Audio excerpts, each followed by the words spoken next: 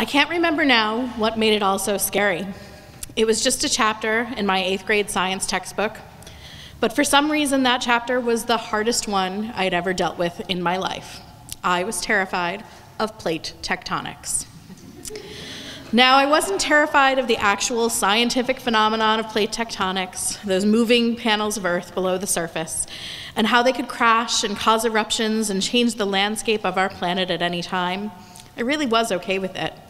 We don't have a whole lot of control here, and I get that. So I wasn't scared, but I remember well that I really, really didn't like it. Perhaps it's because, even as a 14-year-old, I could already see how these shifting plates would become a metaphor for the rest of my life. A metaphor that I would keep coming back to every time there was a seismic shift in the composition of my own landscape. What do these shifts look like? Well, when you think about it, they're easy to see. Graduations, college, career, marriage, career changes, moving, children, those are all giant earthquakes, seismic shifts in one's life. I remember when my son Max was about to be born, thinking what a huge shift it was going to be going from 1 child to 2. It had been 4 years since my daughter Hannah arrived, and I was dreading going back to carrying a diaper bag again, to all of that starting over. My precious girl took up almost all of the airtime in our home, and I worried, how in the world was I going to add somebody else to this puzzle? I thought Max would never get a word in, that Hannah would do all of the talking for them both.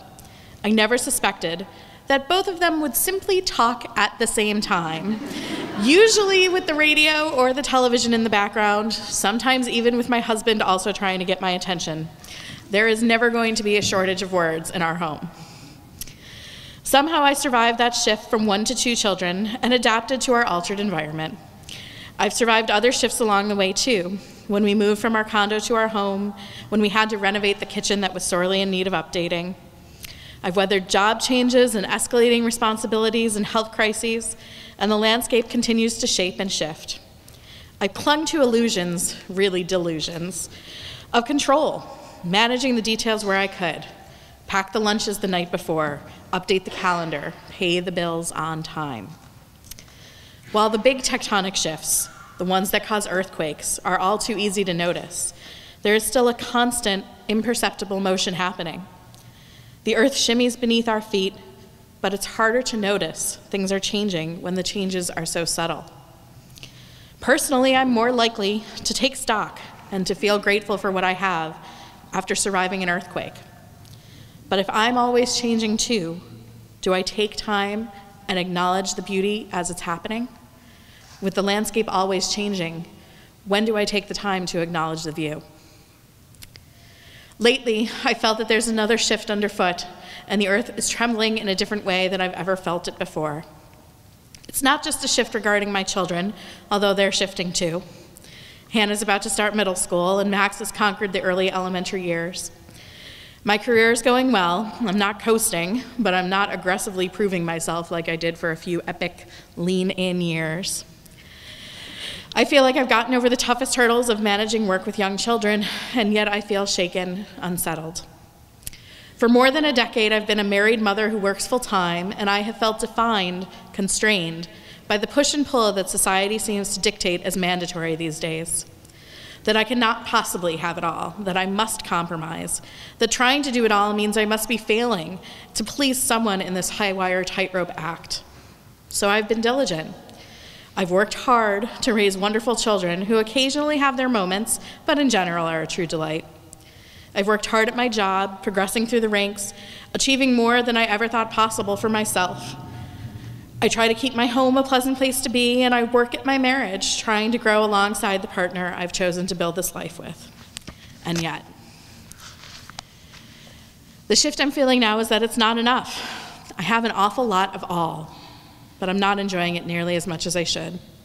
I've been working so hard, and there are moments when I have reached the summit of a peak, that's land mass formed by violent collision of the paths I have taken and those paths I have not taken. But often, even at these peak moments, the gorgeous sun-soaked view I would expect is obscured by clouds. All I can see is the hard work, the brute forces involved. There is still time. I know this because I know there are more peaks still ahead of me. Those peaks may come in the form of my children, or my career, or some as yet unknown part of myself.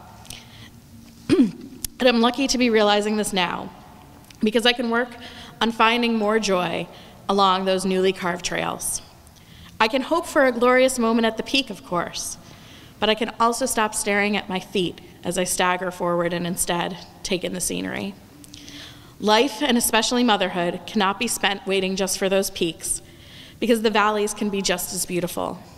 A mother knows that it is not enough to take stock after an earthquake. There is so much beauty to take in, even in the hard work and shifting the landscape. We cannot control the changing geology. The waves move faster, the result of some deep underwater shifting, and the sands erode.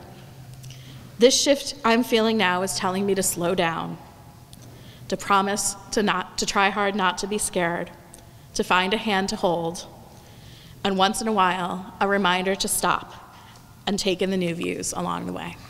Thank you.